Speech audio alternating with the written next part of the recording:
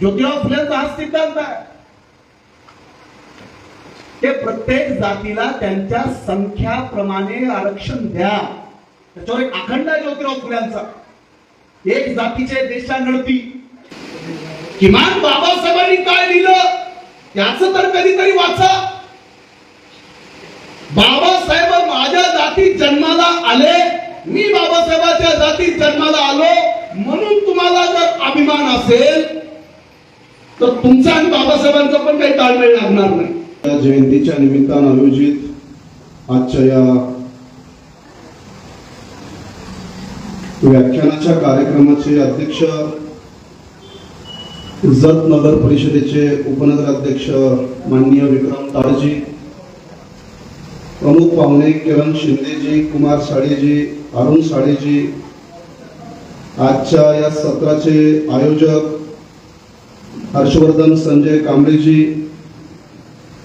ज्यांच्या माध्यमातून मला या ठिकाणी पोहोचता आलं ते आमचे जुने सहकारी मित्र भूपेंद्र कांबळेजी व या परिसरातील आपण सर्वच, खास करून तरुण मुलांचं आपण जरा जोरदार टाळ्या वाजवून स्वागत केलं पाहिजे.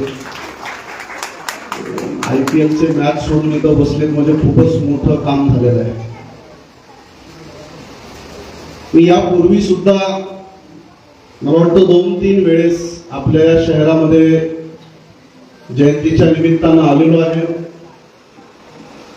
आपल्या आंबेडकर जयंतीची व्यापकता, भव्यता, मागच्या वेळेला मला वाटतं बाबासाहेबांच्या स्मारकाच्या उद्घाटनाचा एक काहीतरी सोहळ्यानिमित्त मला संपर्क करण्यात आला होता.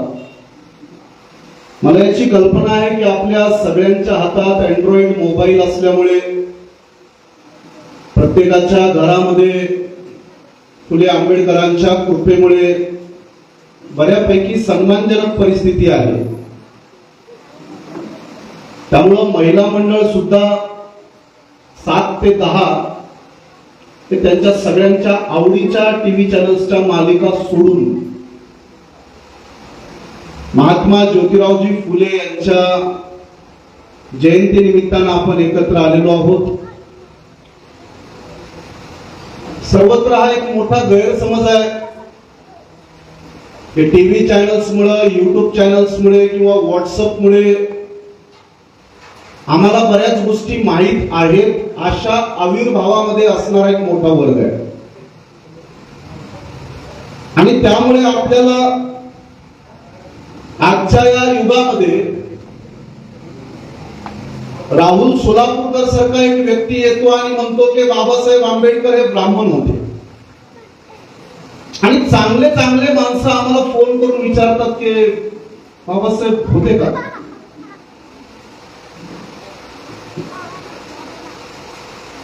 एक माणूस येतो आणि बाबासाहेब आंबेडकरांच्या बद्दल अपप्रचार चालू करतो की भारताची घटना ती बाबासाहेब आंबेडकरांनी लिहिली नाही, ती B.N. रावनं लिहिली, असा एक सोशल मीडियामध्ये मोठा प्रचार चालू आहे. मी महात्मा फुल्यांच्या जयंतीच्या निमित्तानं हे सुरुवातीला 2 प्रश्न यासाठी आपल्याला बोललो की अनेक लोक जरी त्यांचं शिक्षण झालेलं असेल तरी शाळा कॉलेजचं पदवीपर्यंत जे आपलं शिक्षण आहे, आज त्याच शिक्षण व्यवस्थेच्या निमित्तानं भूमिका मांडण्यासाठी मी आपल्या समोर उभा आहे. मला आपल्या सर्वांना विनंती करायची आहे की ज्या पद्धतीनं भारताच्या संविधानामध्ये काय लिहिलं आहे, कोणतं शब्द बरोबर आहे आणि कोणता शब्द चुकीचा आहे, याचं इंटरप्रिटेशन करणारी संस्था म्हणजे सुप्रीम कोर्ट आहे. इंटरप्रिट केलं जातं, रोज भांडण चालतं. इंटरप्रिटेशन जरी या देशाचं संविधान बाबासाहेब आंबेडकरांनी लिहिलं असलं तरी संविधानातल्या एका आर्टिकल्सवर आज पण वर्षोनवर्ष भांडणं चालतात. आणि त्यामुळे कार्यक्रमाच्या सुरुवातीलाच हे आपल्या सगळ्यांना सांगणं गरजेचं आहे की नुकतंच महाराष्ट्र सरकारने न्यायमूर्ती आनंद बदर यांच्या अध्यक्षतेखाली शेड्यूल कास्ट मध्ये उपवर्गीकरण करण्यासाठी एक समिती गठीत केली होती. त्या समितीचा अजून कोणताही अहवाल सार्वजनिक करण्यात आलेला नाही, पण शासनानं आज परिपत्रक काढलेलं आहे. 15 एप्रिल पर्यंत हरकती नोंदवा. 16 आणि 17 एप्रिलला त्याची हिअरिंग होईल आणि काही दिवसामध्ये हे उपवर्गीकरण महाराष्ट्रात लागू करण्याच्या हालचाली अतिशय गतिमान झालेल्या आहेत. आज 11 एप्रिल पासून 15 एप्रिल पर्यंत फुले आंबेडकर प्रेमी सगळी माणसं जयंती जोरदार करण्यासाठी प्रयत्न करणार आहेत. अनेक ठिकाणी आपण पाहतो की 14 एप्रिलला तर अशा जयंत्या महाराष्ट्रामध्ये आहेत की अनेक माणसं बेशुद्ध होऊन सहभागी होतात. त्यांना शुद्ध कधी येईल ती त्यांनाच माहित. जे स्वतःला फार कर्मठ मानतात अशी पण माणसं आनंद महोत्सव म्हणून बेशुद्ध होण्याच्या कार्यक्रमात सहभागी होतात. 15 एप्रिल शासनानं शेवटची तारीख नोंदवलेली आहे. मला माहित नाही आपल्यातल्या किती लोकांना ही गोष्ट समजत असेल. सकाळपासून महाराष्ट्राच्या कानाकोपऱ्यामध्ये या बातमीनं फार मोठ्या प्रमाणात धुमाकूळ घातला. तर त्या बातमीचा अर्थ काय, त्याचे फायदे काय, तोटे काय? महात्मा ज्योतिरावजी फुले यांच्या जयंतीच्या निमित्तानं आपल्या आयोजकांची भूमिका आहे की आजच्या वर्तमान शिक्षण व्यवस्थेबद्दल आपण बोललं पाहिजे. पण अशोक खरात सारख्या 10वी नापास माणसाकडे बघितलं तर वाटतं काय बोललं पाहिजे. ज्या माणसाला 10वीला गणितामध्ये 28 मार्क मिळाले आणि तो गणितात नापास झाला. आणि हा अशोक खरात आता अंकशास्त्रज्ञ म्हणून महाराष्ट्रातल्या घराघरात अशोक खरातच्या ओष्णोजलची चर्चा आहे. 10वी नापास माणूस, चांगले चांगले अधिकारी, आमदार, मंत्री आणि अतिशय शिकल्या सवरलेली माणसं. त्यामुळे आपल्या सगळ्यांना जी आजची परिस्थिती आहे या परिस्थितीच्या अनुषंगानं मी सुरुवातीलाच अतिशय महत्वाचा विषय आपल्या लक्षात आणून देण्याचा प्रयत्न करतोय की काही गोष्टी जरा सतर्कतेने समजून घ्या. या बदल कमिटीच्या रिपोर्टला ऑनलाईन एक मेलवर आपले आक्षेप नोंदवायचे आहेत आणि आक्षेप नोंदवण्यासाठी फक्त 4 दिवस आहेत. त्यामुळे जत शहरामध्ये ज्यांना काहीतरी समजतं ते जिंदाबाद मुर्दाबाद वाल्या लोकांसोबत मी बोलू इच्छित नाही. कारण आपल्या सगळ्या अडी अडचणी आणि अनेक समस्यांना हेच गोष्टी कारणीभूत आहेत. शिक्षण भेटलंय, डिग्र्या भेटल्यात, पदव्या भेटल्यात, पण तुम्हाला नोकऱ्या भेटणार नाहीत हे मला चांगलं माहिती आहे. किती गोल्ड मेडलिस्ट, किती नेट सेट करणारे, किती एमफिल पीएचडी करणारे बेरोजगार आहेत. MBA, BCA, BBA, DEd, BEd, engineering, ANM, GNM, BMS, BHMS, BDS आणि व्हेरियस टाइप ऑफच्या ज्यांच्याकडे मास्टर डिग्री कोर्सेस आहेत. घराघरात अशी मुलं आणि मुली पडून आहेत बेरोजगार. त्यामुळे फक्त आपण एकमेकांना डिग्र्या दाखवायच्या, हे माझ्या मुलाला डिग्री भेटली, मुलीला, त्याला काय त्याची अवस्था आहे आम्हाला चांगलं माहिती आहे.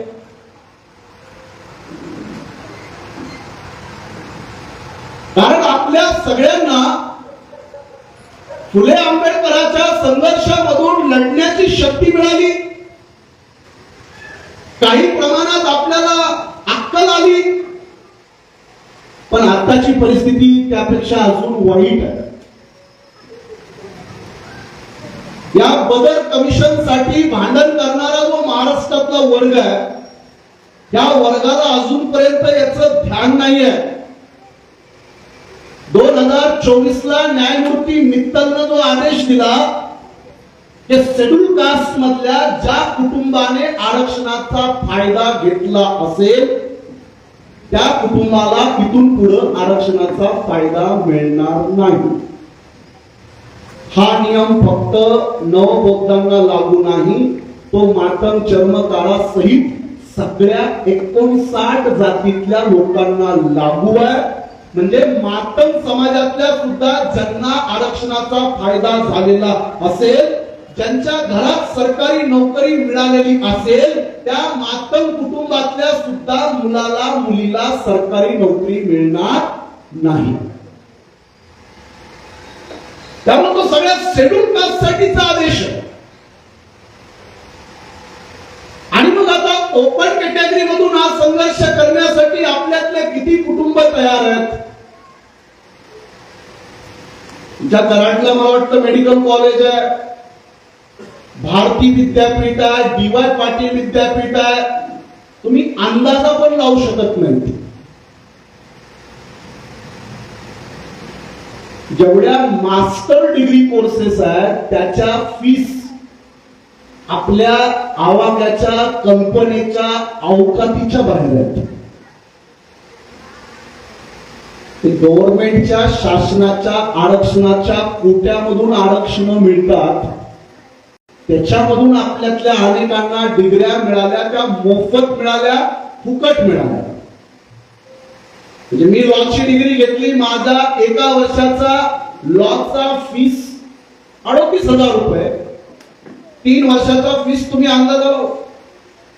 ही डिग्री मला फुकट मिळाली आहे, मी 1 रुपया सुद्धा दिला नाही. उलट मला शिक्षणासाठी शासनानं 30,000पेक्षा जास्त स्कॉलरशिप दिली. आता हे इथून पुढं बंद पडणार आहे. आता मी LLB सांगितलं म्हणून आपल्यातल्या अनेक आई वडिलांना समजणार नाही, मुलांनाही समजणार नाही. प्रत्येकाला वाटतं माझा मुलगा डॉक्टर झाला पाहिजे, इंजिनियर झाला पाहिजे, चांगला प्राध्यापक झाला पाहिजे. या सगळ्या गोष्टी खऱ्या आहेत. आई वडील तळमळ करतात आणि अनेक मुलं मुली शिक्षण घेतले आहेत. एवढ्या लोकांचे मला रोज रिझ्यूम येतात, एवढ्या लोकांचे मेसेज येतात. अनेक मुला मुलींची म्हणजे सॉफ्टवेअर इंजिनिअरिंग केलेल्या मुलींना चांगल्या नोकऱ्या मिळत नाहीत. बांधवांनो, आज ज्योतिराव फुल्यांच्या जयंतीच्या निमित्तानं मी थोडीशी पार्श्वभूमी लक्षात आणून देण्याचा प्रयत्न करतोय. एक तर इराणचं अमेरिकेचं युद्ध चालू आहे. महाराष्ट्रामध्ये एप्स्टीन फाईल्सच्या नावाखाली मोठ्या प्रमाणात चर्चा आणि गोंधळ चालू आहे. अजितदादा पवारांसारख्या एका मोठ्या नेत्याचा अपघाती मृत्यू झाला, त्याच्यावरून एक मोठा वादंग चालू आहे.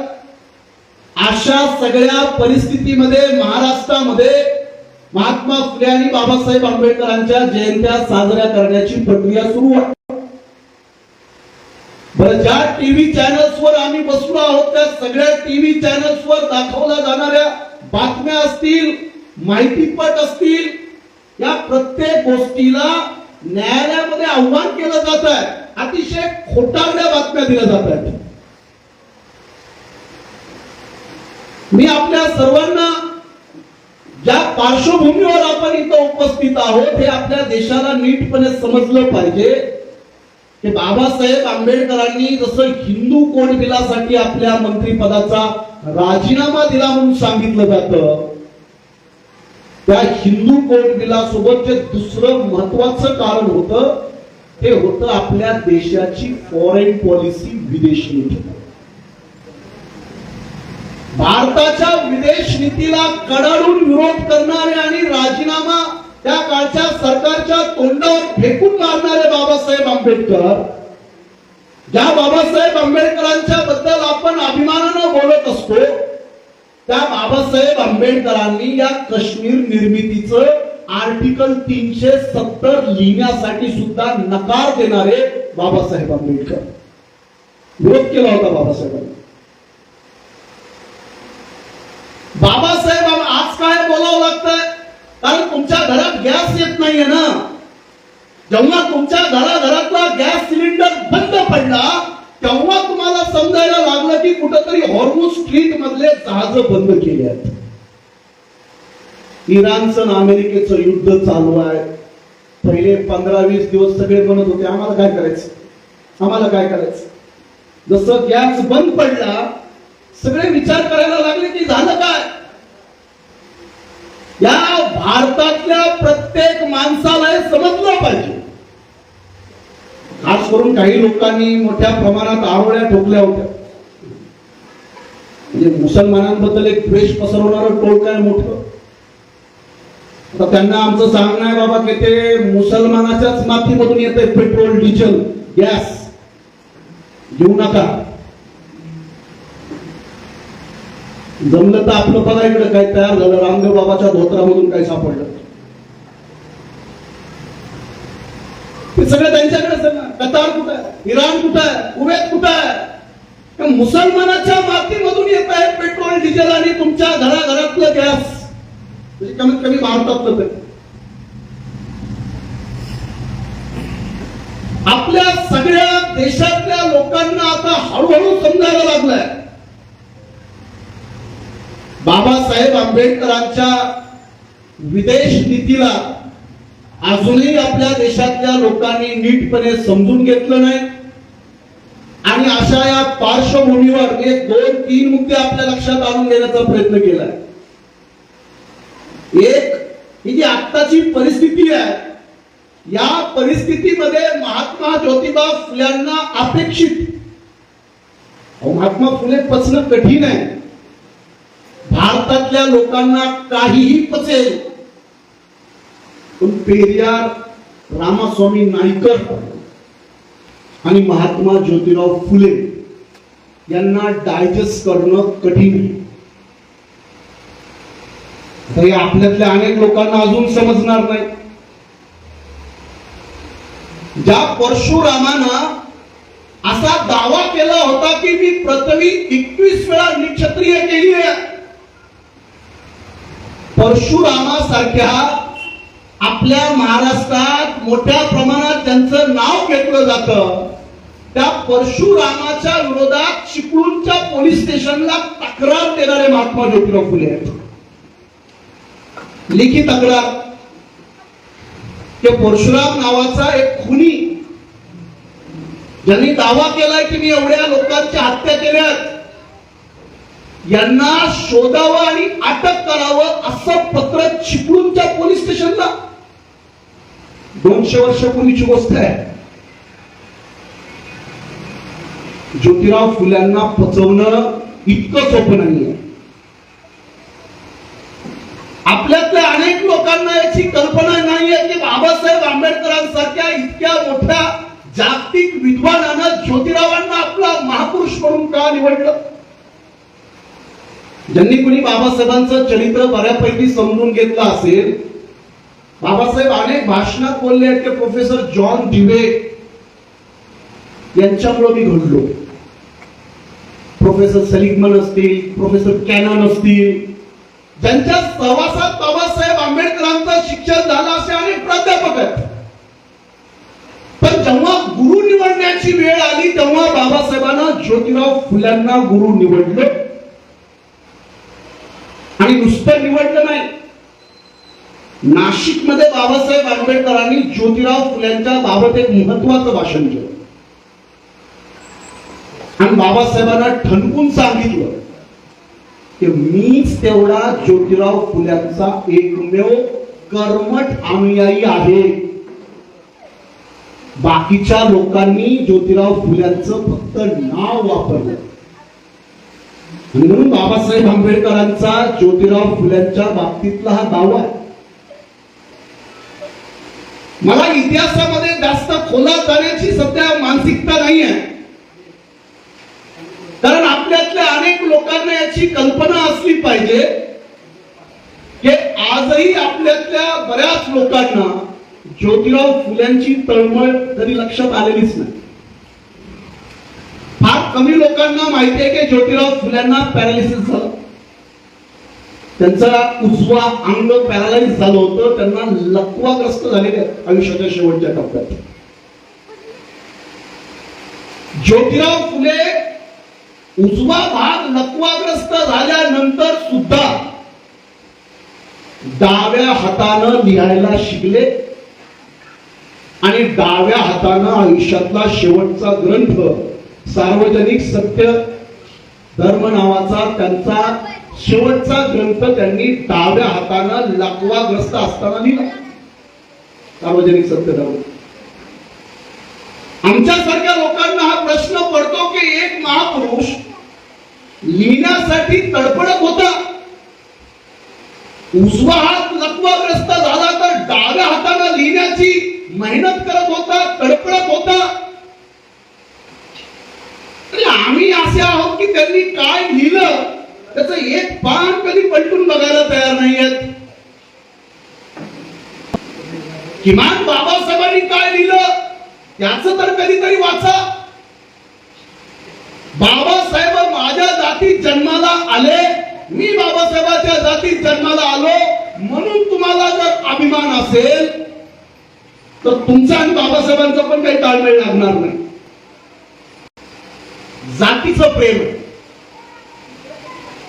आमच्या जातीत जन्म हे महाराष्ट्रभर अनेक लोकांच्या सामान्य प्रतिक्रिया आहेत.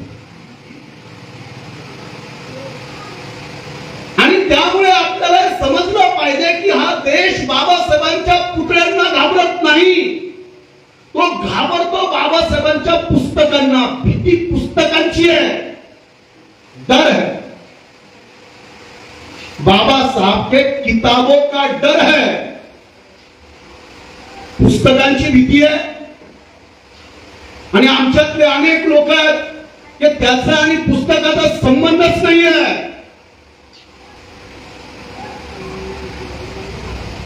ही जी सगळी अवस्था झालेली आहे, दरवर्षी दररोज आम्हाला समजवावं लागतं एकमेकांना की तुझा शत्रू कोण आहे.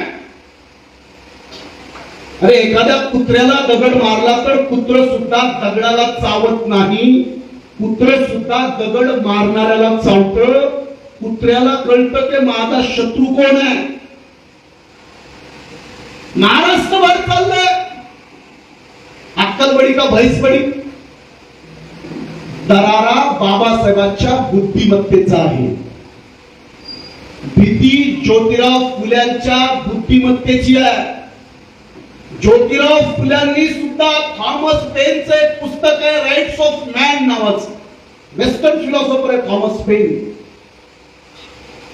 आता आमच्या जनतेमध्ये या गोष्टी मांडत असताना मागच्याच वर्षी महात्मा फुल्यांच्या चित्रपटाला महाराष्ट्रात कडाडून विरोध झाला. महात्मा फुल्यांचा चित्रपट सेन्सॉर बोर्डानं बंदी घालायला लावली. सत्य की असत्य? या सेन्सर बोर्डाचा प्रसन्न जोशी नावाचा अध्यक्ष, विद्या बालन सुद्धा त्याची सदस्य आहे, असे बरेच फुल्यांचा चित्रपट आला त्याच्यावर बंदी. आणि मी तुम्हाला 100 चित्रपट सांगू शकतो 65 ते मात्र प्रदर्शित आहेत. सीट कॅटेगरीचे चित्रपट प्रदर्शित आहेत. फुल्यांच्या चित्रपटाला बंदी आहे महाराष्ट्रात. तुम्हाला हे समजवण्यासाठी मी बोलतोय की ज्योतिराव फुल्यांचा तो जो चित्रपट आला त्यानं सुद्धा महाराष्ट्रातल्या ब्राह्मणवादी समाज व्यवस्थेत भूकंप केला, खडबडलेच. महाराष्ट्राचे मागचे राज्यपाल कोश्वरी नावाचे फुल्यांवर काहीतरी अभद्र टिप्पणी केली, त्यांच्या अभ्यासाचा आवाका आपल्या लोकांना समजतो. बाबासाहेब आंबेडकरांना सुद्धा भारतातली संस्कृत भाषा शिक्षणाला बंदी होती. बाबासाहेब संस्कृत भाषा जर्मनीतल्या बोन युनिव्हर्सिटीमध्ये जाऊन शिकलेत. हे आपल्यातल्या किती लोकांना त्याची कल्पना आहे? ज्या संस्कृत भाषेवरून संभाजी राजांसोबत इथल्या ब्राह्मणवादी व्यवस्थेनं मोठं षडयंत्र करून त्यांचा छळ केला, याचे अनेक पुरावे वेगवेगळ्या माध्यमातून बाहेर आले. तुम्हाला ऐकून आश्चर्य वाटेल की ज्यांनी पुणे विद्यापीठाची स्थापना केली, पुणे विद्यापीठ, बॅरिस्टर जयकर, त्यांना सुद्धा संस्कृत विषय घेण्यासाठी विरोध झाला, त्यांनाही शिकता आलं नाही. ज्यांनी पुणे विद्यापीठाची स्थापना केली, आपल्यातल्या अनेक लोकांना माहित नाही की जुन्या काळातलं ज्ञान संपादन करणारी जी भाषा होती ती संस्कृत होती. आजची ज्ञान संपादनाची भाषा ही इंग्रजी झालेली आहे, पण ही आपल्या देशातली जुनी भाषा होती आणि बाबासाहेबांना ही भाषा शिक्षण मिळू दिलेलं नाही. ज्योतिराव फुल्यांनाही तेवढाच प्रचंड त्रास झालेला आहे. मी महात्मा फुले यांच्या शिक्षणावर खूप प्रचंड संशोधन आहे, पण मी त्यातले 2-3 गर्भित महत्वाचे भाग सांगून आपल्या कार्यक्रमाला संपवणार.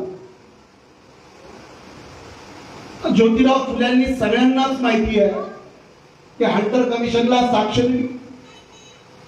बरं, साक्ष 1882 ला दिली. प्राथमिक शिक्षण सक्तीचं आणि मोफत. आता बघा, जून महिना, भूपेंद्र भाऊ, सगळे पदाधिकारी राजकीय नेते पण बसले आहेत. जून जुलै महिन्यामध्ये तुम्हाला ना फोन यायला चालू होतात. 8वी पर्यंत आमच्या पोराला शाळेत शिकू दिलं, आता 9वीला त्याला काढलंय, कसं करायचं? 9वीला ती इंग्लिश स्कूल तुमच्या पोराला तिथून हाकलून देते. करायची कुठे आले अनुभव आले? महाराष्ट्रभरात चालू आहे. 8वी पर्यंत तुम्ही कुठल्याही शाळेमध्ये प्रवेश घ्या, तुमचं चालून जातं. 9वीच्या क्लासला पैसे दिल्याशिवाय तुमच्या मुलांना तिथं बसू दिलं जात नाही. हजारो आई वडील आम्हाला फोन करतात. आता हे का बोलायची वेळ आली आहे? महात्मा ज्योतिबा फुल्यांनी 200 वर्षापूर्वी जवळपास प्राथमिक शिक्षण मोफत सांगितलं. बाबासाहेब आंबेडकरांनी भारताच्या संविधानामध्ये त्याची तरतूद केली आर्टिकल 45 मध्ये, आणि त्याच्या आधारावर 2009 ला एक ऍक्ट बनला, राईट टू एज्युकेशन. 8वी पर्यंत भेटत. पण आता आपल्या सगळ्यांना हे समजून घ्यावं लागेल, 200 वर्षापूर्वीची ही मागणी रास्त होती, योग्य होती. पण आज ग्रॅज्युएशन पर्यंत शिक्षण मोफत असलं पाहिजे, ही आजच्या काळाची गरज आहे. आता 8वी पर्यंत नाही, तरी तुम्ही पाहिलं असेल मध्यंतरी महाराष्ट्रात 8वी पर्यंत परीक्षा नव्हत्या. आता काहीतरी मला वाटतं परत त्याच्यात बदल झाला. 8वी पर्यंत परीक्षा. महात्मा फुले आणि बाबासाहेब आंबेडकर सांगतात की 8वी पर्यंत सक्तीचं झालं पाहिजे, मोफत झालं पाहिजे. आणि महाराष्ट्र शासनानं धोरण स्वीकारलं, 8वी पर्यंत परीक्षा घ्यायची नाही. सगळी मुलं ठिक्कल पास आहेत. पुन्हा लावलं बेस्ट ऑफ 5, ढक्कल पास आहेत. आता मला वाटतं मागच्या वर्षी आता 5वीची आणि 8वीची परीक्षा घेण्याचं परत काहीतरी नियोजन केलंय. तुमच्यातल्या अनेक लोकांना लक्षात येतंय की नाही मला माहित नाही. आपले महापुरुष म्हणतात 8वी पर्यंत प्रखर आणि सक्तीचं शिक्षण द्या. शासनानं निर्णय नियोजन बनवलं, 8वी पर्यंत परीक्षाच घ्यायची. आणि म्हणून आपले अनेक विद्यार्थी या मध्यंतरीच्या 7-8-10 वर्षामध्ये त्यांना नवीन डिग्र्या भेटल्या. 8वी पास, 10वी नापास, आणि सगळे ढक्कल पास. आई वडील सगळ्या नातेवाईकांना आनंदाने सांगतात, आमचं पोरगं 8वी पर्यंत कधीच नापास नाही. बरं, आता त्या माऊलीला कुठून सांगू दे, सरकारने ढकलत गेलंय पुढं, ढक्कल पास आहे. ते शासनाचं धोरण आहे. ते शाळेमध्ये फक्त प्रेझेंट सर म्हणलं तरी त्याला पुढच्या वर्गात ढकलायचं.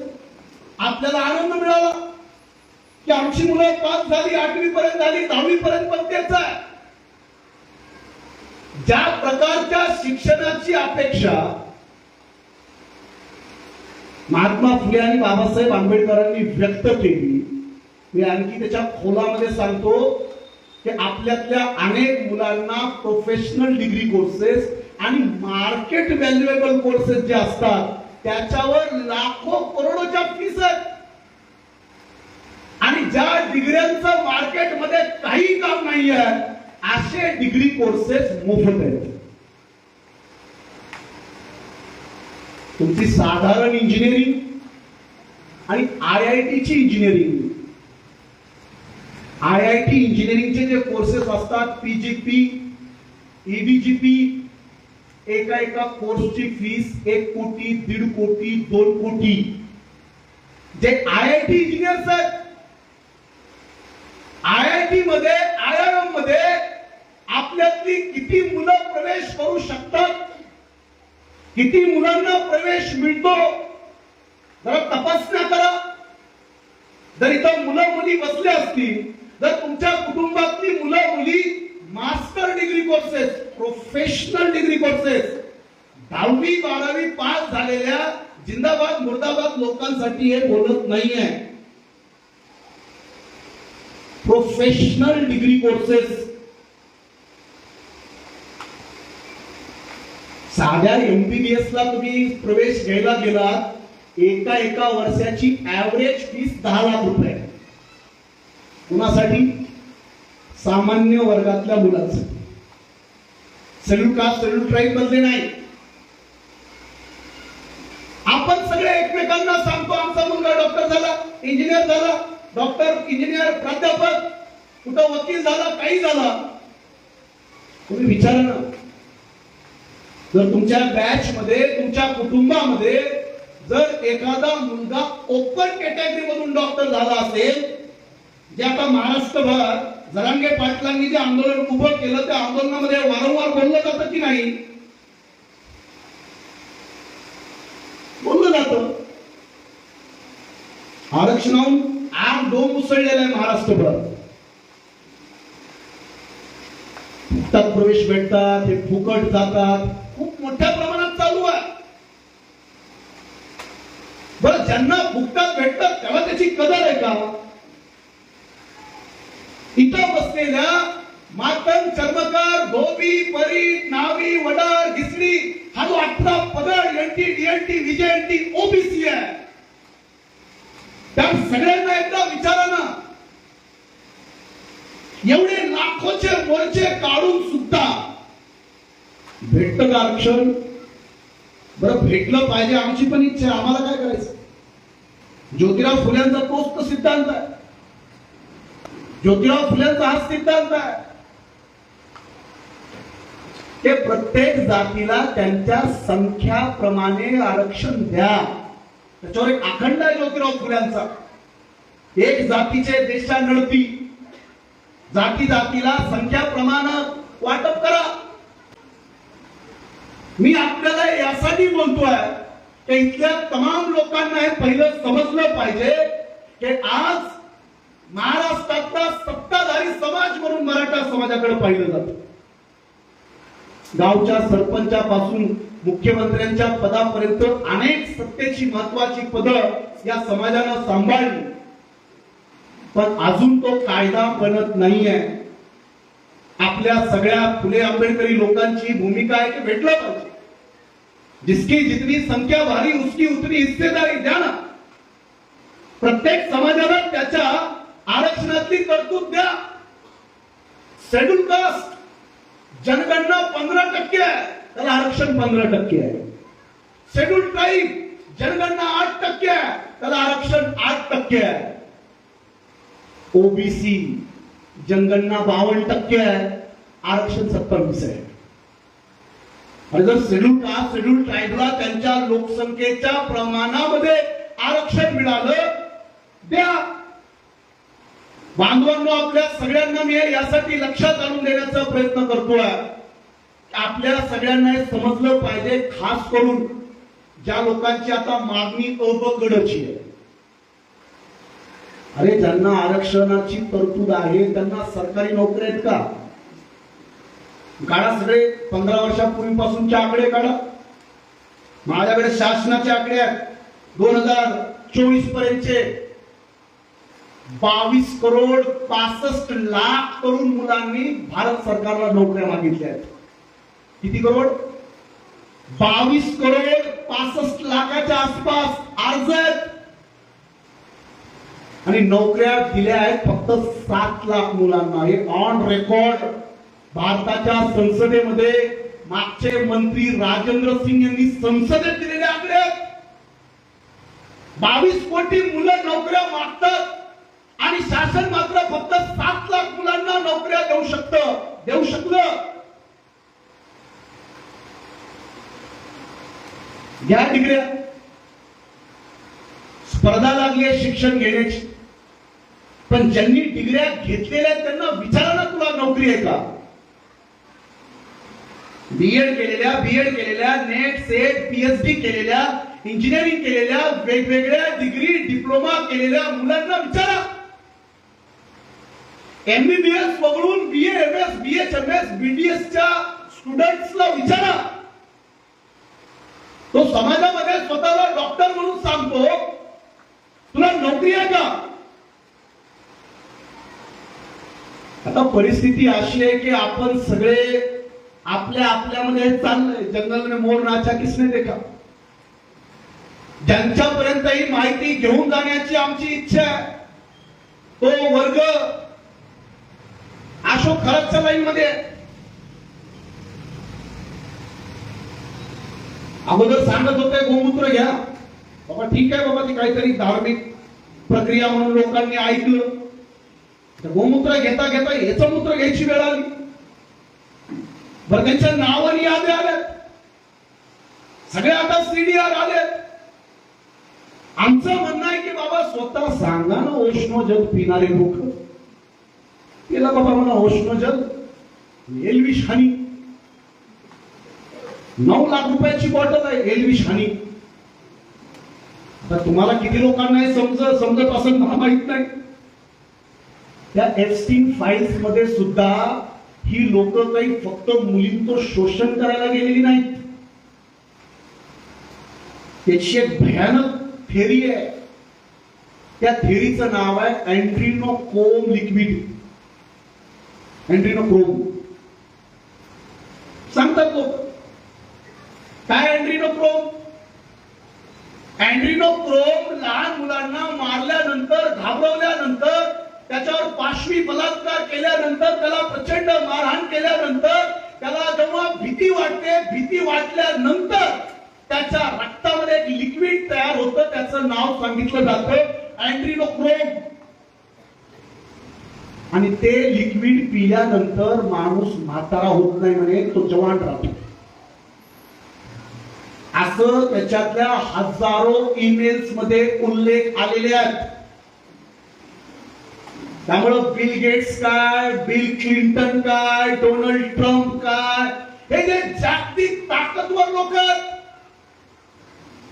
ज्यांचं वय 60, 65, 70च्या पुढे सरकलं, ही माणसं परत तारुण्य मिळवण्यासाठी कुठल्याही नीच पातळीपर्यंत जातात.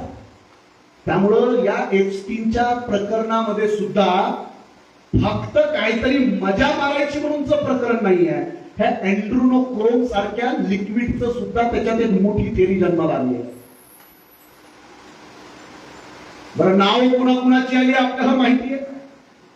मी काय त्याच्या फार खोलात जाणार नाही, अपवाद होणार नाही. असं एक नाव सांगतो, अनिल अंबानी. अनिल अंबानी, त्याला जेफ्री एप्स्टीन म्हणतो.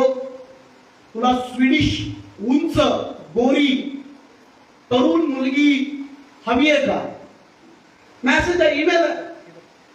अनिल अंबानी म्हणतो हो, अरेंज करा. मग तो जेफ्री एप्स्टीन त्याला उत्तर देतो, हे बरं झालं तू हॉलिवूडची हिरोईन मेरिल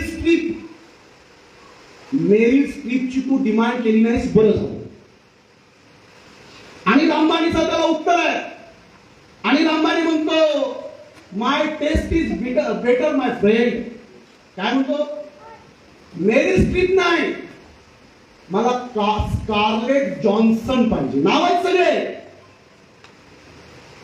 तपासून बघा. Who is Meryl Streep, who is Scarlett Johansson.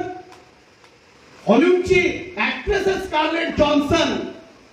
हा अनिल अंबानी इनडायरेक्टली डिमांड करतोय मला स्कारलेट जॉन्सन पाहिजे. यहुदी आहे, ज्यूज आहे.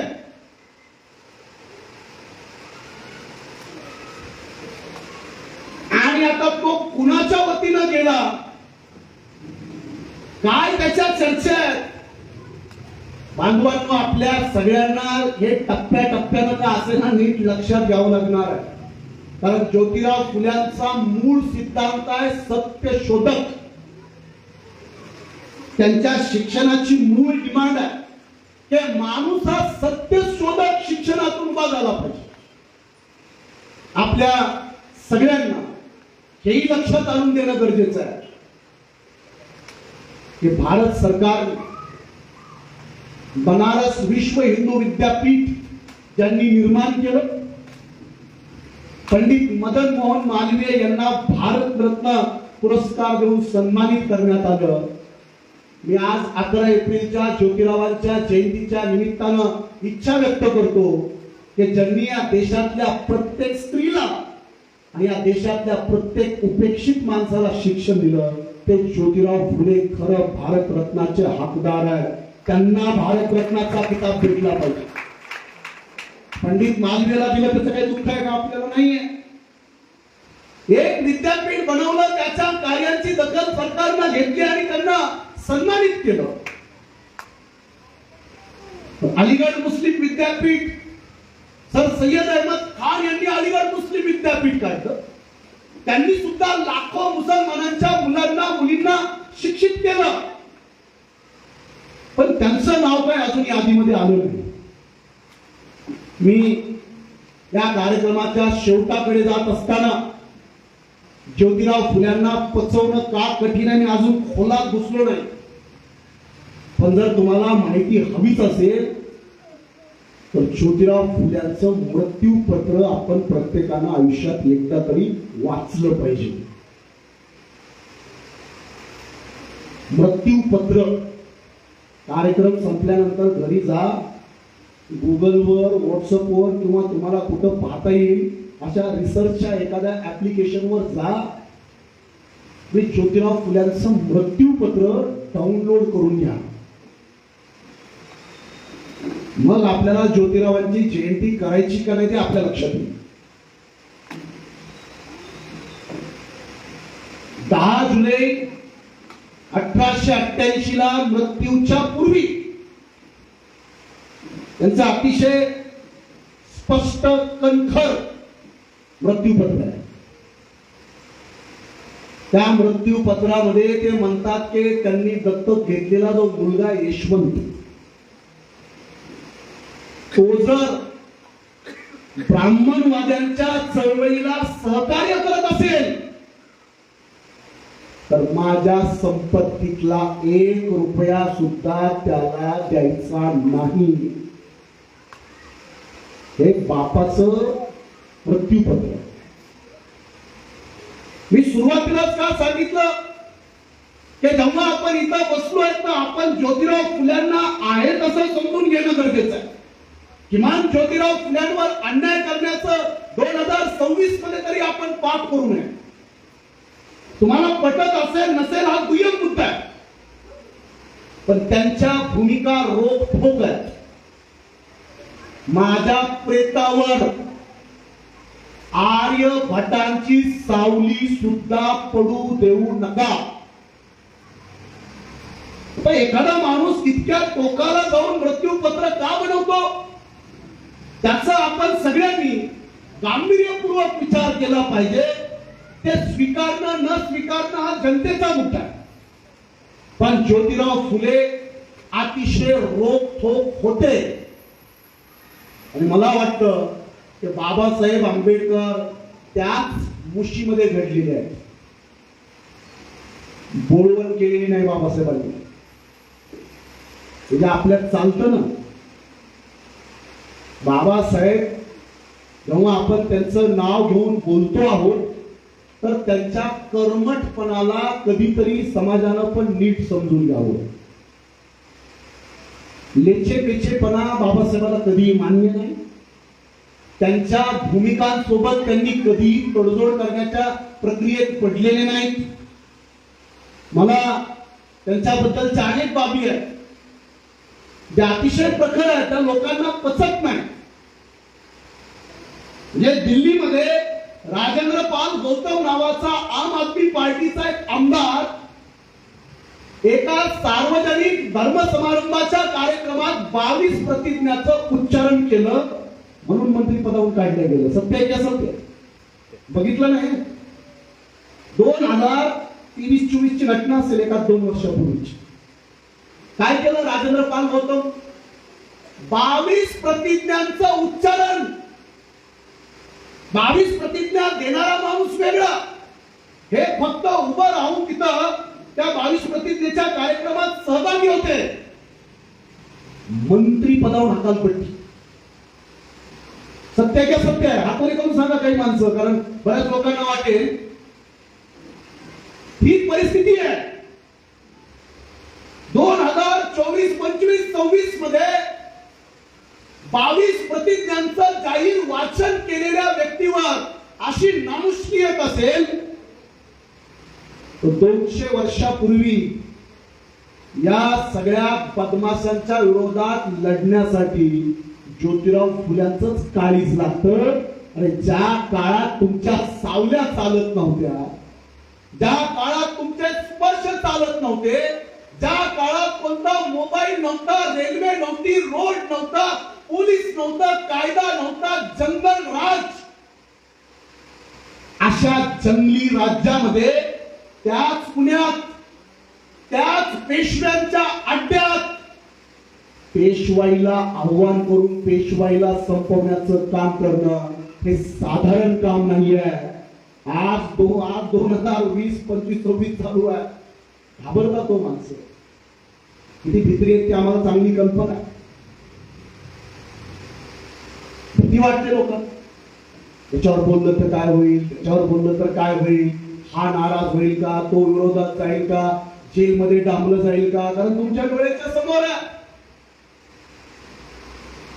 जे मोठे लोक आहेत त्यांच्या बाबत ईडी, सीबी, सीआयडी आहे. जे सामान्य लोक आहेत त्यांच्या पाठीमाग पोलीस आहे. लढतोय आम्ही केस. सोमनाथ सूर्यवंशीचा पोलीस स्टेशन मध्ये खून झाला. अजूनपर्यंत पोलिसांवर गुन्हे दाखल नाही आहेत. श्रद्धे बाळासाहेब आंबेडकर सुप्रीम कोर्टापर्यंत गेले, गुन्हा दाखल करा, फक्त गुन्हा. एफआयआर दाखल झाला अज्ञात इसमावर. ती केस अजून सुरू आहे. माणसं मारून टाकल्यानंतर सुद्धा जर गुन्हा साधा दाखल होत नसेल 1 वर्ष, ती खरं खोटं कोण आहे काय ते तपास करा ना. तपास करणं पोलिसांचं काम. तपासानंतर बी समरी नावाचा प्रकार असतो. पोलीस बी समरी फाईल करू शकतात, पोलीस चार्जशीट फाईल करू शकतात. बी समरी फाईल करून ते सांगू शकतात की हा गुन्हा खोटा आहे. तुम्हाला अधिकार आहे ना. साधा एफआयआर नोंदवायला तुम्ही तयार नाहीत. कोथरूड मध्ये बौद्ध आणि मातंग समाजातल्या मुलींना अपमानित केलं. पोलीस साधा एफआयआर नोंदवून घ्यायला तयार नाहीत. आम्ही कोर्टाच्या दंडुक्यातून त्यांच्यावर एफआयआर दाखल करायचा आदेश काढला. आता हायकोर्ट मध्ये मॅटर चालू आहे. एवढं सगळं महाराष्ट्रात चालू असताना काल परवा एक तमिळनाडू मधून बातमी आली. ते तमिळनाडूत 2 बाप लेकांना पोलीस स्टेशन मध्ये ठार मारणाऱ्या 9 पोलिसांना फाशीची शिक्षा तमिळनाडूमध्ये झाली. महाराष्ट्रात एफआयआर नोंदवल्या जात नाही आहेत. तरी सुद्धा आपल्यातल्या अनेक लोकांना वाटत असेल आगे बडोला फटके पडतील तेव्हा आम्ही आहे तिथं बघायला. आता चालू द्या तुमचं टपरीवर गप्पा टप्पा पिचकाऱ्या मारत मारत काय चर्चा चालू आहे चर्चा चालू आहे. महाराष्ट्राच्या कानाकोपऱ्यामध्ये हा प्रचंड मोठ्या प्रमाणातला जो भेदभाव, या भेदभावाला आव्हान करणारा महापुरुष ज्योतिराव फुले आहेत, बाबासाहेब आंबेडकर आहेत. म्हणून मला वाटतं की उगाच भांडण करणं वेगळं, म्हणजे वास्तव असेल अशा ठिकाणी न्याय मागणं त्या न्याय मागण्याच्या प्रक्रियेत आपण सहभागी झालं पाहिजे. मी आजच्या निमित्तानं मला बऱ्याच बाबी लक्षात आणून द्यायच्या जरी असल्या तरी शेवटचा जो पहिला मुद्दा मी सांगितला होता तोच कृपया रिपीट करून थांबतो. 15 एप्रिल पर्यंत बदल कमिटीला आपल्याला आक्षेप नोंदवायचे आहेत. जे माझ्या संपर्कातली माणसं आहेत त्यांना मी व्हॉट्सअपला ते ईमेल पाठवतो. कारण आपल्याला बऱ्याच लोकांना माहित नसेल की हे उपवर्गीकरण बाबासाहेब आंबेडकरांची कल्पना काय होती. ते हजारो वर्ष ज्यांचं या देशात शोषण झालं, शोषण सोडा, ज्यांनी साधं तुपाचं जेवण दिलं म्हणून लोकांना मारहाण केली जायची, तूप खाण्याचा अधिकार नसलेला वर्ग, कपडे घालण्याचा अधिकार नसलेला वर्ग, हे सगळे लोक हेट्रोजिनियस आहेत. जातीमुळे ज्यांना ज्यांना अस्पृश्य केलं गेलं, जातीमुळे ज्यांना ज्यांना गावाच्या बाहेर फेकल्या गेलं, त्या सगळ्या लोकांना एकत्र करून त्यांनी इथल्या जातीवादाच्या विरोधात लढावं म्हणून बाबासाहेबांनी एक ग्रुप बनवला, शेड्युल्ड कास्ट, आणि तो होमोजिनियस ग्रुप आहे.